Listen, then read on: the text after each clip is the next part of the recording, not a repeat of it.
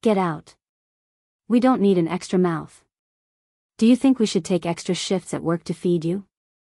I pay the rent, I buy the groceries, I pay the utilities while you knit socks, listen to music and watch TV shows. Today or never.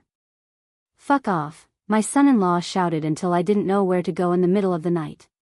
I never believed my own daughter would leave me out in the cold. It never crossed my mind that the man she married would strip me of my dignity when I was already at my weakest, and worse, that she would allow it. But what neither of them realized was that life had left me with one final card to play.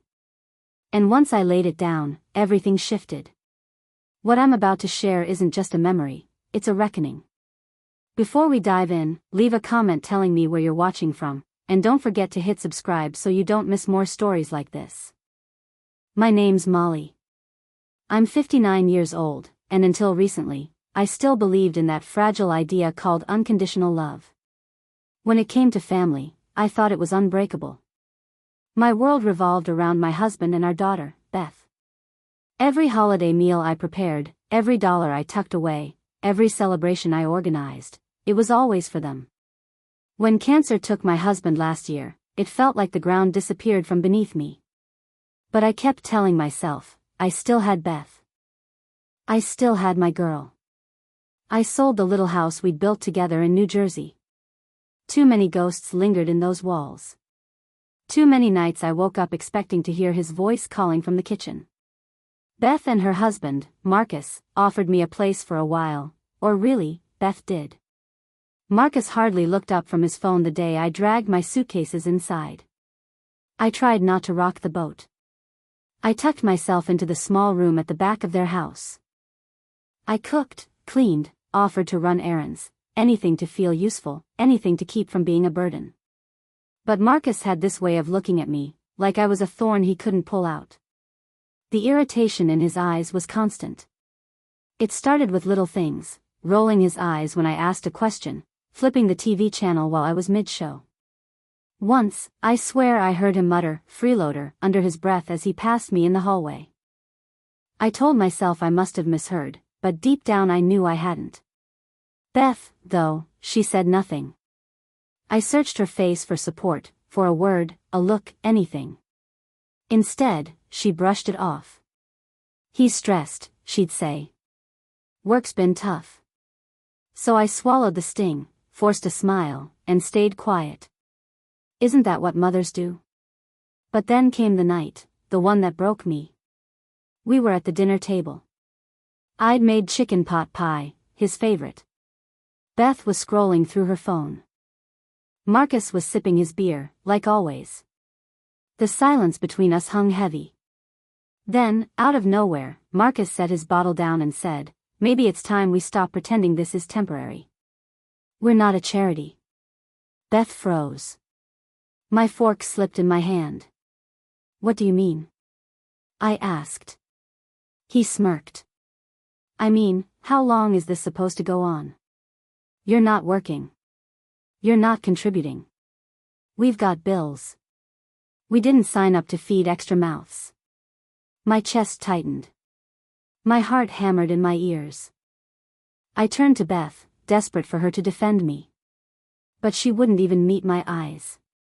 "Maybe it's best," she mumbled, "if you find something more stable, for everyone's sake." I didn't scream. I didn't argue. I just stood up, walked back to my room, and packed my things. 2 suitcases. That's all my life boiled down to. I didn't shed a tear while I folded my clothes. The tears came later, when I stood outside their apartment building with the cold wind cutting through my coat and the crushing truth setting in, I had nowhere left to go. Beth didn't walk me out. Marcus didn't bother faking concern. I sat on the curb for an hour, phone battery dead, my spirit even deader. That's when I realized, this is what it feels like to be erased. That night, I checked into a rundown motel, the kind with peeling wallpaper and a vending machine that eats your quarters. I lay on the hard mattress staring at the ceiling, asking myself how love could turn so cold, and what I had done to deserve being cast aside. The next morning, I texted Beth, "I understand. I love you always." No reply. A week later, I sent another message. Then another. Birthdays, updates, just little things. Silence. 3 months crawled by. Each day felt longer than the last. I tried finding work. Anything. But who's going to hire a grieving widow in her late 50s with no recent job history? I thought about babysitting, cleaning houses, but my body didn't move the way it used to. The loneliness was suffocating, but the shame, that was worse. I had given my whole life to that girl. How could she turn her back so quickly? One evening, digging through a box of keepsakes just to feel close to something familiar, I found it, my mother's old diary. I couldn't remember ever truly reading it before, maybe not at all. But something inside me whispered, open it. So I sat on the edge of the motel bed, turned the worn pages, and there it was, a name, a truth, a secret that shook the ground under me. My hands trembled. My heart raced. In that moment, I stopped being just the mother who'd been thrown out like trash. I became someone else entirely. And for the first time in months, a smile broke across my face. They thought they had taken everything. But they had no idea what was waiting for them. From then on, the days blurred together like gray paint running down a canvas. The motel reeked of stale air and cigarette ghosts. The hum of the vending machine outside my door became a lullaby of failure. Most nights, I stayed quiet. I didn't cry often, but when I did, it was the silent kind. The kind that shakes your whole body, but you keep it inside because you know no one's coming to hold you. On the 4th day, I texted Beth again, I'm okay. Just wanted to know how you are. No reply. 2 weeks later, I tried again. Just a heart emoji. Still nothing. I told myself she was busy, or that Marcus was twisting things in her ear. But as the weeks dragged on, that hope began to rot inside me. My savings were shrinking. I tried every part-time listing I could find, grocery stores, front desks, even a diner off the highway. Each time, I was either overqualified or not a good fit, which is just another way of saying too old, too tired. One night, I sat on the floor with the only box that wasn't clothes. Dusty memories. Old photos. A few letters. And at the very bottom, a small leather-bound book. My mother's diary. I didn't even remember packing it. At first, I thought of putting it back, but the feel of that cracked leather in my hands made me pause. I lit the old lamp by the bed, opened the first page, and stared at her handwriting, the same looping letters she used to write on the notes she'd tuck into my lunchbox. Neat.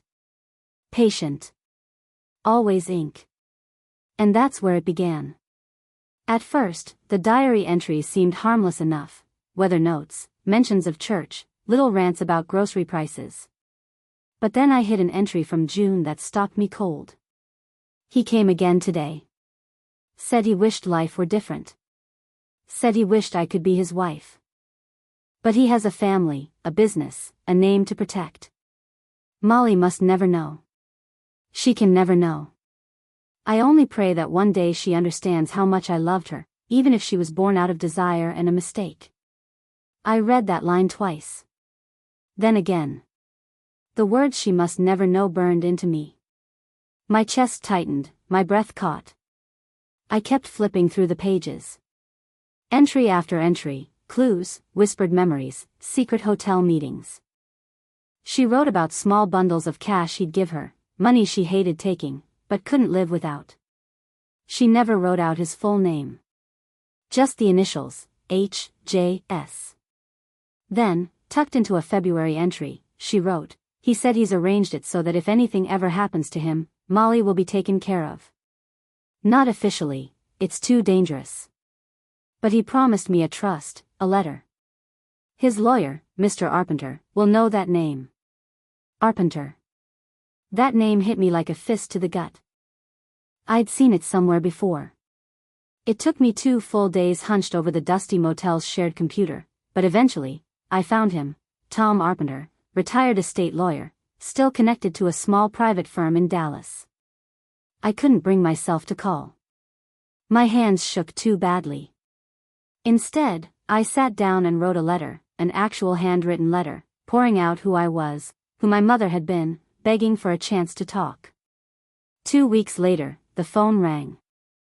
I'll never forget the crack in his voice when I mentioned my mother's name. He knew her, not just in passing, not just professionally. Personally. I always wondered if you'd reach out one day, he said. There's something you need to see. The very next morning, I went to Sacramento.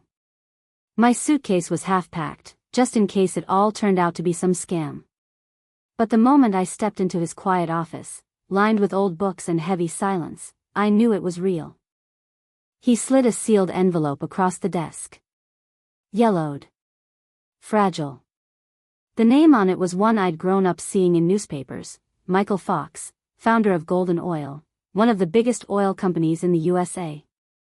A man with a wife, a family, a spotless reputation. A man I'd never dreamed had anything to do with me. The envelope was addressed, to my daughter, Molly. I couldn't read it straight through. By the second paragraph, tears blurred the ink. He admitted everything, the affair, the regret, the secret love. And then the promise. In the event of my death, I have arranged for a portion of my personal assets, untraceable in my official estate, to be delivered to you through Mr. Arpenter. You are my blood, and though I was too cowardly to claim you in life, I claim you now in death. Mr. Arpenter slid a folder toward me. Inside were bank accounts, investment papers, property deeds, titles. The total value, just over $2 million. I stared at the papers, then at him. This is real? I whispered. He nodded. It's yours. Always was. My heart pounded. Not from the money, but from the sudden weight of truth. For the first time in my life, I felt chosen. Seen. I didn't laugh. I didn't scream. I just sat there quietly, letting it all wash over me like long-awaited rain. That night back at the motel, I lay awake staring at the ceiling again, but this time, a smile tugged at my lips. They thought they had discarded me. They thought I was finished. But they had no idea. I wasn't broken. I was only just beginning. I didn't rush back to New Jersey. Something inside me had shifted forever. I wasn't just Molly, the forgotten mother. I was the daughter of a man who had left behind more than whispers.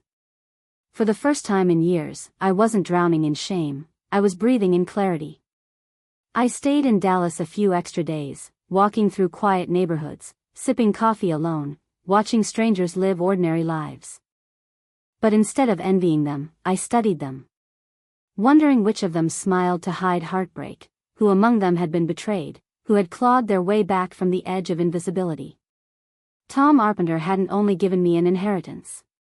He'd given me time to process, to grasp what I truly held in my hands. It wasn't just money. It was power. And I had no idea what I'd do with it yet. But I knew one thing, I would never be powerless again. When I finally returned to New Jersey, I didn't crawl back to that motel. I rented a short-term place downtown. Clean, modern, quiet, the sort of home Beth and Marcus would never picture me in. I started dressing differently. Not flashy, not loud. Just polished. Intentional. The kind of invisible that slips you through doors unnoticed. I spent nights watching YouTube tutorials on investing, real estate, contracts. I studied the language of money, not because I dreamed of building an empire, but because I swore I would never be blindsided again. That's when I found it. Buried deep in a real estate auction site, a multi-unit apartment building in New Jersey. Run down but solid. And the address, Beth and Marcus's complex. My heart hammered in my chest. The owner had defaulted on taxes. Auction scheduled in 2 weeks. I didn't hesitate. With Arpenter's help, I created an SSL, an anonymous shell company. Filed the paperwork. Transferred the funds. Placed the bid. I wasn't chasing revenge. Not exactly. I was taking control of the one place they thought they ruled. The auction came and went. Quietly, legally, under the radar, I won. And just like that, I owned the very building where they had humiliated me, where they had shoved me out with nothing but 2 suitcases and hollow words. I remember holding the deed in my hands, whispering, "Let's see how Marcus enjoys paying rent to the mouth he once said he couldn't feed." A month later, official notices went out to every tenant. Lease terms reviewed. Rent adjusted. For Beth and Marcus, the new amount was triple. Not double. Triple. Market rate plus overdue fees. I didn't have to see his face to know he exploded. I could feel his fury from across town. But it was never really about the money. It was about pride. Marcus was the kind of man who had to feel in control, and without him even knowing, I had yanked the ground out from under his feet. 2 days after the rent hike notice went out, Beth called me for the first time since the night I left. I let it go to voicemail. "Mom, I don't know if you heard, but something weird's happening. Our rent just shot up, like, a lot. Marcus is losing his mind. I don't know. Can we talk?" I didn't answer. This wasn't about payback, it was about weight. They needed to feel the full weight of what they had done to me. One night, I drove past the building just to see. Their windows glowed with light. Behind the curtains, I caught shadows, Beth pacing, Marcus yelling, his outlines sharp and familiar. I stayed parked for only a minute, watching, then drove away. A hollow ache sat beside a small spark of vindication. And deep beneath both, an old wound that still throbbed. Because the truth was, even now, knowing what I knew, holding what I held, I still would have given anything just to be welcomed back into my daughter's heart. Not her apartment. Her heart. But I knew that wasn't possible. Not yet. Maybe not ever. So I stayed silent. Because sometimes, the strongest justice is the kind that doesn't make a sound. 3 weeks after the rent hike, I saw Beth at the grocery store. She didn't see me. I was 2 aisles away, half hidden behind a rack of discount cereal. She looked worn down. Not just tired, drained. Her hair was tied back carelessly, the way she used to wear it after crying. Her cart was half empty, filled with the cheapest basics, rice, eggs, off-brand cans. I should have turned away. I didn't. I followed her at a distance, my heart pounding like I was stealing something. She picked up a box of macaroni and cheese, paused, then looked down at her phone. Probably a text from Marcus. Her shoulders sagged, and she put the box back. That moment gutted me. Not because I pitied her, but because I remembered the little girl who used to come running into my arms with scraped knees. The one who begged me to check under her bed for monsters every night. And now she was living with one. When I got home, I sat in silence for hours, staring out the window, wondering how life had twisted us so far into strangers. But I reminded myself, this wasn't punishment. It was consequence. And consequences had been a long time coming. I had plans now. This wasn't just about owning the building.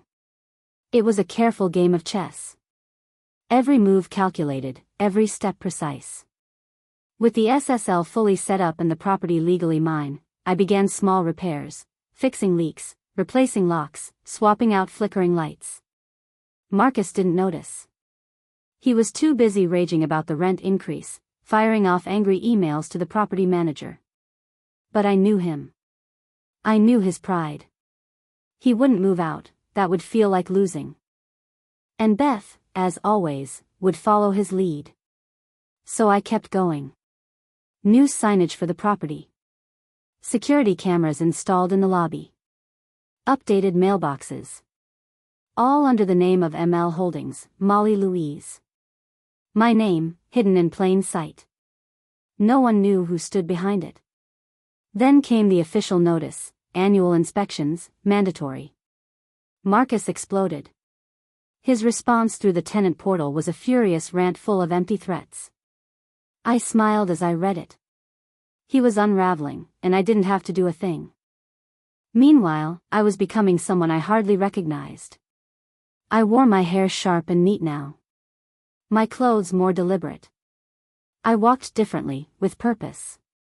I joined small business meetups under a pseudonym, sitting quietly in back rooms, listening, learning. People didn't ask about my past. They only saw a woman who was composed, focused, and, most importantly, carrying cash. The best disguise, I realized, is the truth you don't tell. One morning, I crossed paths with Beth and Marcus in the parking lot. I had just stepped out of a tenant meeting, sunglasses on, hair pulled tight in a bun, legal documents in hand. Beth barely glanced my way. Marcus didn't even recognize me. That night, I sat on my couch with a cup of tea, thinking about how strange it felt to walk right past your own child and remain invisible, not because you're weak, but because you're stronger than the version of you they remember. They couldn't see me now. That woman was gone. Beth's calls kept coming. Gentle voicemails. "Hi Mom. Just wanted to see if maybe you had time to talk. I know things have been complicated." I didn't answer. Not because I wanted to hurt her, but because she needed to feel the emptiness she had created. And when doubt crept in, I'd open my mother's diary again. Those words repeated like a mantra, "Molly will never know. She must never know." But I did know now. And that knowledge had become armor no one could pierce. I was no longer the woman begging for a corner in her daughter's home. I was the woman who owned the roof over their heads. I'd always believed revenge wasn't about getting even, it was about balance. Not fire, but gravity. A correction, not a battle. Still, when Marcus's email came in after the rent increase, I'll admit, there was a flicker of satisfaction in me. Subject, rent increase. This is absolutely unacceptable. This must be a mistake. Tripling our rent? That's extortion.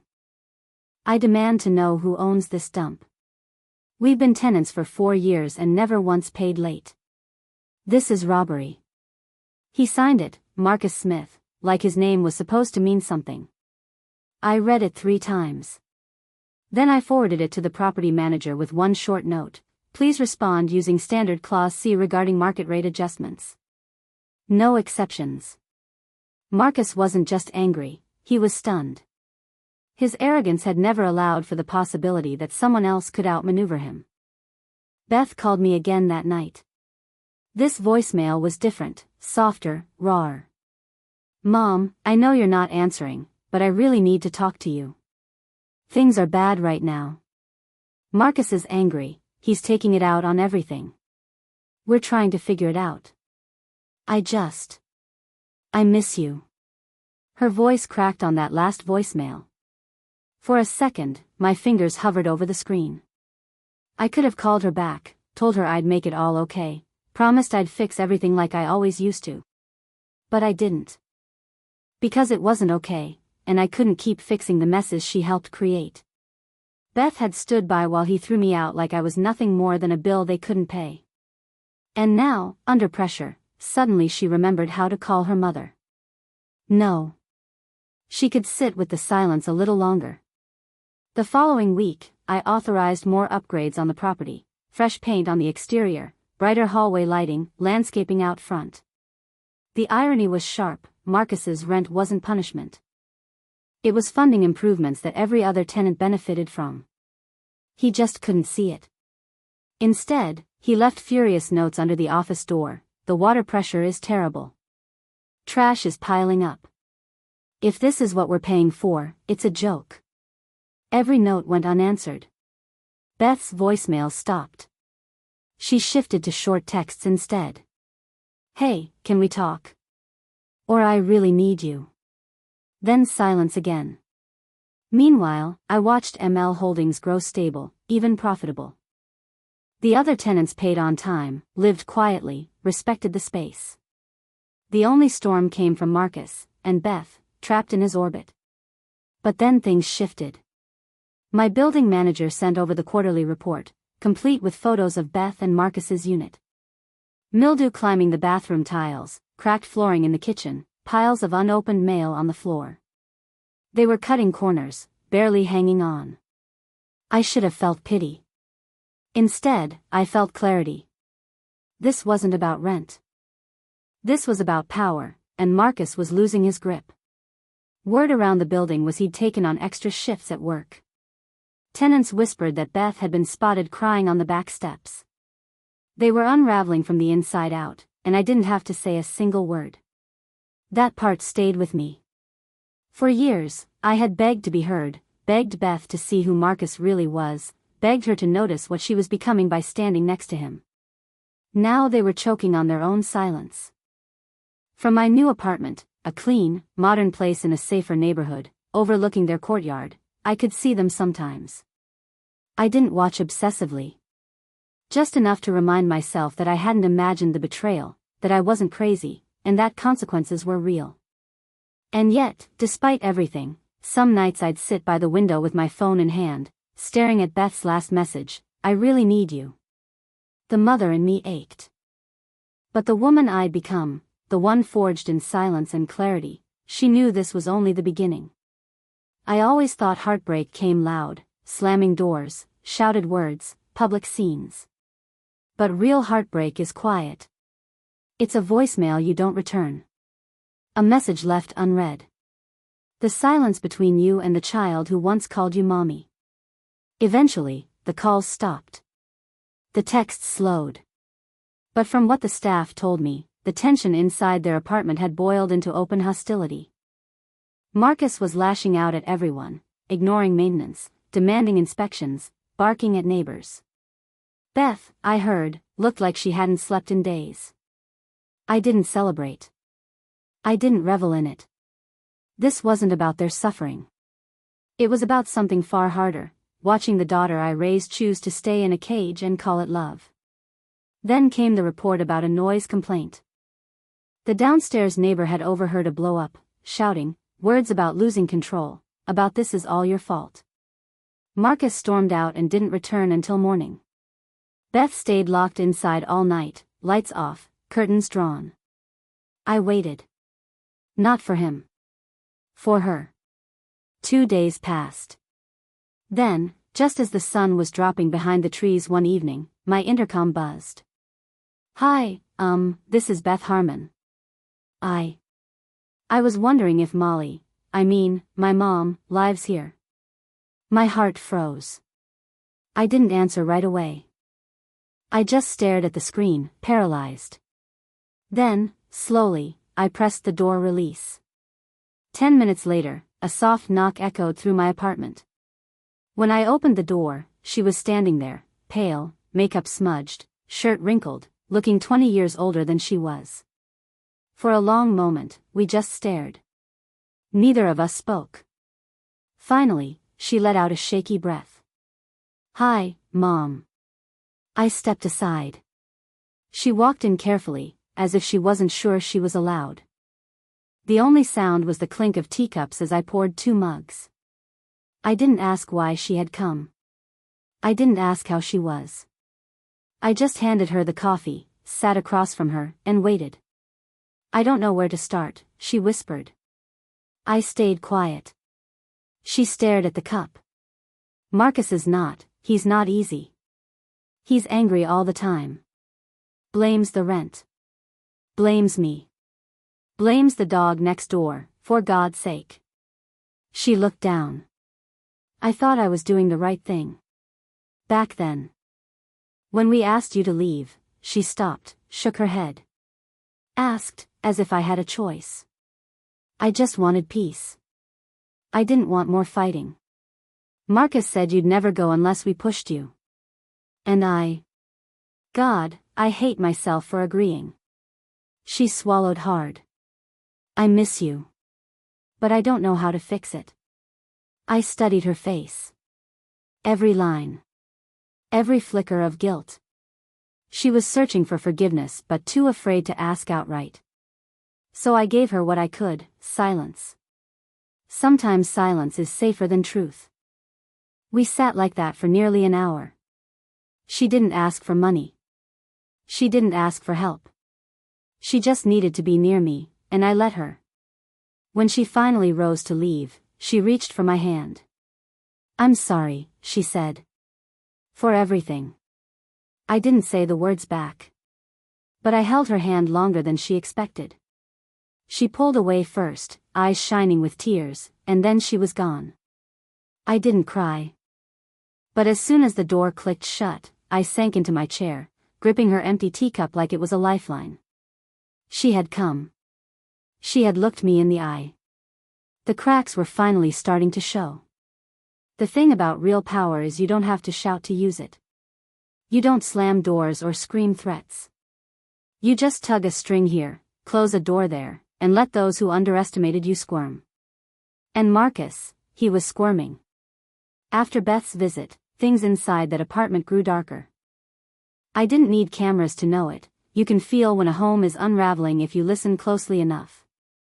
The maintenance crew told me Marcus was coming unhinged, storming into the management office twice a week, demanding names, demanding faces. He wanted someone to blame. The fact that he couldn't find one drove him mad. I knew he'd dig. Marcus wasn't the type to accept defeat quietly. I'd seen his paranoia before, how he'd comb through Beth's phone if she took too long at the store, how he'd check her receipts, question the time she spent on errands. Possessive didn't even cover it. So when he started poking around ML Holdings, I was ready. He tried the basics first, looking up the SSL.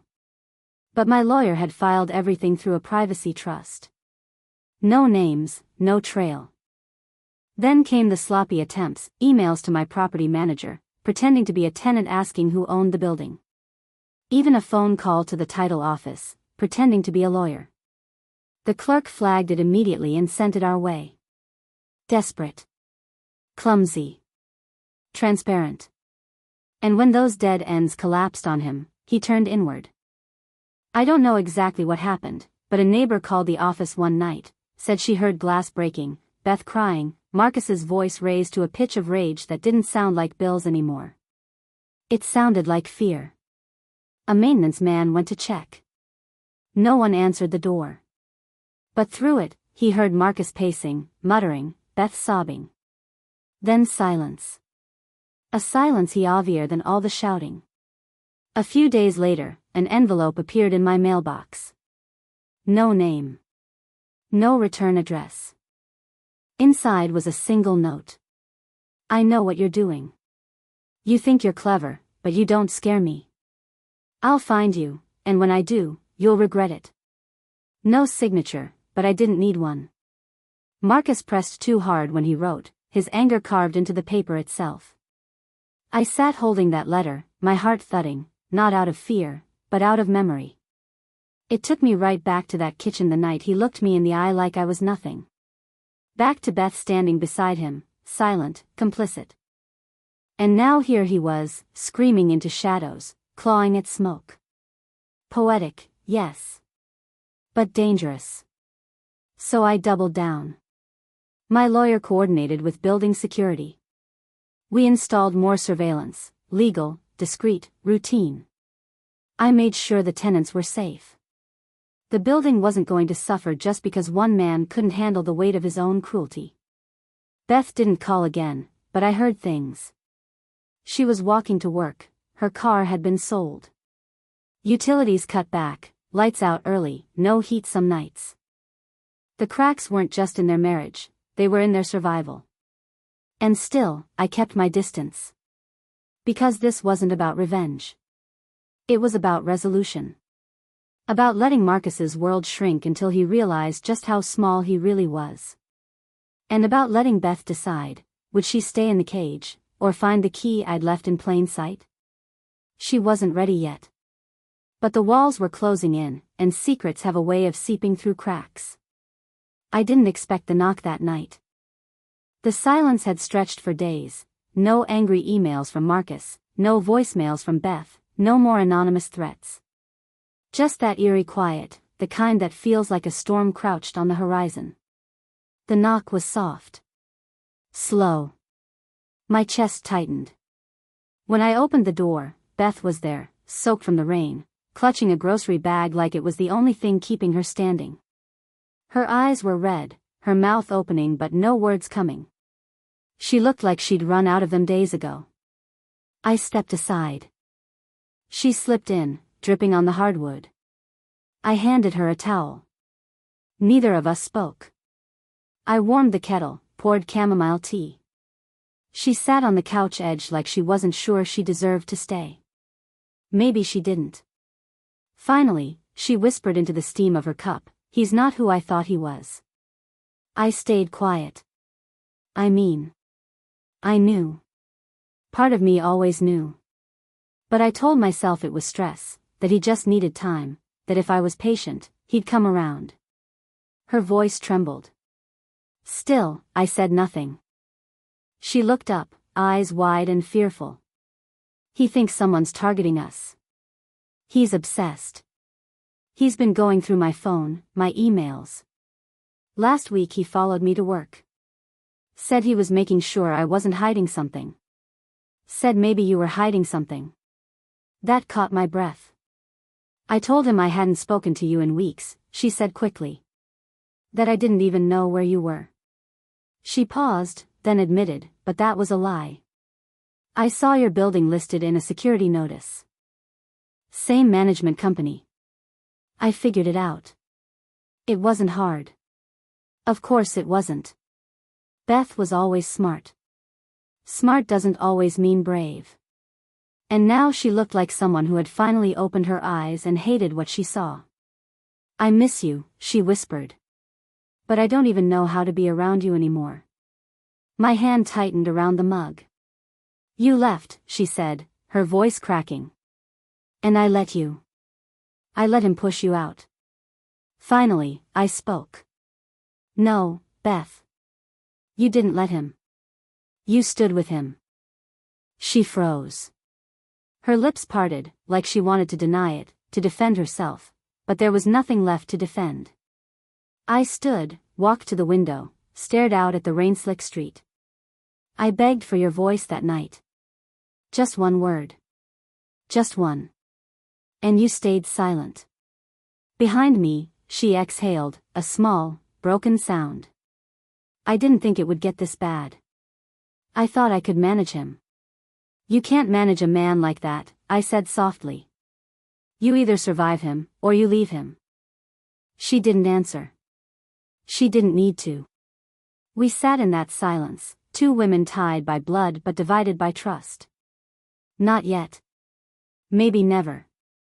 When she finally stood to go, she set her mug down gently. Her eyes brimmed with tears. "I don't expect forgiveness," she said. "I just needed to remember what it felt like to be safe." I walked her to the door. She paused, then suddenly turned and wrapped her arms around me. At first, I didn't move. When she hugged me, I finally lifted my arms and held her, gently, cautiously, like I was clutching a memory I didn't want to lose. When she pulled back, she didn't say goodbye. She just gave me one last look and slipped out. And as the door shut behind her, I felt something shift inside. Not forgiveness, not yet, but the faintest flicker of something that might one day grow if she let it. The invitation went out on a quiet Tuesday morning. Professional, discreet, no fuss. Mandatory tenant meeting to discuss upcoming building renovations. Questions welcome. I knew Marcus would come. He couldn't resist. He wanted a name, a face, someone to throw his anger at. What he didn't know was that he was about to step right into the hands of the woman he had tossed aside like trash. The day of the meeting, I arrived early. I wore a charcoal blazer and dark jeans, simple, elegant, unrecognizable. My hair fell in soft waves around my shoulders. I looked nothing like the woman who once begged for a scrap of dignity at Beth's kitchen table. The common room filled slowly. Tenants trickled in, some curious, some annoyed, most indifferent. Then Marcus stormed in with the swagger of a man spoiling for a fight. Beth trailed behind him like a shadow. He didn't look around, didn't notice me. His eyes locked on the property manager at the front. "Where is she?" he demanded. "I want to talk to the owner. Today." The manager stayed calm. All questions will be addressed during the presentation. Marcus scoffed. Beth stared down at her shoes. I sat in the back, silent. The presentation rolled on: routine updates, renovations, security upgrades, landscaping, insulation. All practical, all funded in part by the rent Marcus had raged against. Then the manager paused. We'd like to thank ML Holdings for their commitment to revitalizing this property. The owner is here today. Should anyone have questions? I rose to my feet. The room turned.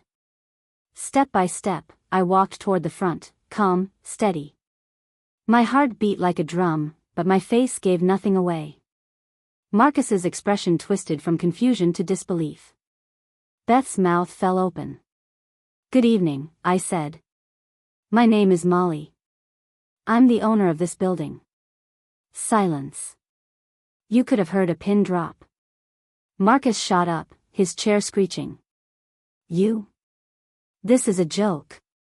What kind of game is this? I looked at him, really looked. Saw the sweat behind his collar, the puffiness under his eyes, the panic he was trying so hard to hide. No game, I said softly. Just business. He stepped closer. You manipulated this. You raised our rent. You're trying to ruin us. I held my ground. I gave you a roof. I made improvements. I treated every tenant the same. What I didn't do was forget. His mouth opened, ready to spit another accusation, but I turned to the room. If anyone has questions about the renovations or the changes, I'll be happy to answer them after. Thank you. The meeting continued, but the air stayed thick with tension. Marcus didn't sit. He just stood there, trembling, furious. Beth's hands were clenched in her lap, eyes glassy. When it was over, tenants approached me, shaking hands, asking questions, thanking me. Some had suspected. Most had no idea. Marcus waited until the room cleared. Then he stalked toward me. You think you've won? He hissed. This is nothing. You've made an enemy. I met his eyes evenly. No, Marcus. I didn't make anything. You did. The day you looked me in the eye and treated me like I didn't matter. Beth stepped between us. Marcus, stop. He blinked at her, startled. What did you? I said stop. Louder this time. She's not your enemy. She never was. You are. He stared at her like she'd just struck him. And in a way, she had. Beth turned to me, her voice trembling. I didn't know. I swear. About the building, the money, any of it. I nodded. I know. Why didn't you tell me? Because you had to see it, Beth. Not just hear it. Her eyes filled. Marcus scoffed and stepped back. You two deserve each other. No, I said quietly. She deserves better. Then I walked away. And for the first time since that night in their kitchen, I felt something inside me settle. Not revenge. Not satisfaction. Power. Quiet, steady, mine alone. For days later, Beth showed up at my door again. This time, she carried something that made my knees buckle the second I saw it. A book. Faded leather, torn corner, spine barely intact. My mother's diary. I opened the door without a word. She stepped inside, eyes wide, breath shaky. I found it in my closet. Last time I visited, you must have left it behind. She set it on the coffee table like it was sacred. And for me, it was. I read it, she whispered. My heart lurched. I wasn't trying to pry. But I recognized her handwriting. I was looking for something that made sense. The silence between us was heavy, unbroken. I didn't know about Harold Sterling, she said. Or the trust, or the money, or any of it. I nodded slowly. I didn't either. Not until I had nothing left to lose. Her voice cracked. Mom, why didn't you tell me? Why did you let me believe you were helpless? I looked straight into her eyes. And this time, she didn't look away. Because I was helpless. That night, when you closed the door on me, I had nothing. No plan. No money. Not even a place to cry without someone knocking and telling me to keep it down. Beth flinched. I found that diary at my lowest point, when I was counting coins for dinner, when I hadn't spoken to another soul in a week. That diary didn't just tell me who I was. It reminded me that I mattered. That my mother loved me so fiercely she fought for me in silence. Beth sank into a chair, her hands twisting in her lap. I don't know how I became the kind of daughter who could do what I did. I keep asking myself that, over and over. I walked to the window, watching the world hum along below. You didn't become her overnight. It was small choices. Letting things slide. Choosing peace over truth. Mistaking loyalty for love, even when it hurt. She stood, walked toward me, and said it like a detonation in the air, I've left him. The words hit me like a shockwave. He tried going through my things again, my laptop, my bag. I told him no. That was it. He screamed, packed a bag, and walked out. Said he'd be back. She swallowed hard. I changed the locks the next day. I turned to her, stunned. I don't know who I am without him, she admitted, her voice trembling. But I'd rather find out than keep disappearing. Silence stretched between us, heavy with everything we'd never said. Then her eyes fell on the diary. You didn't deserve what I did, what we did. I can't undo it, but I want to try. I crossed the room slowly, sat beside her. I used to dream of hearing those words, I told her. But hearing them now, it doesn't erase the past. It rewrites it. She looked at me, puzzled. I squeezed her hand. You see me now. That changes everything. We sat in that kind of silence that doesn't hurt, it heals. The kind that comes after truth finally finds a voice. At the door that night, she paused. You didn't raise me to be weak, she said. I just forgot how strong you were. I smiled faintly. No, Beth. You didn't forget. You just stopped looking. And now, for the first time, she was seeing not just who I'd become, but who I had always been. When Marcus's email arrived, I almost ignored it. The subject line alone, we need to talk now, turned my stomach. I opened it slowly, reading every frantic, desperate word. I know everything. About the building, the inheritance, your little secret with Sterling.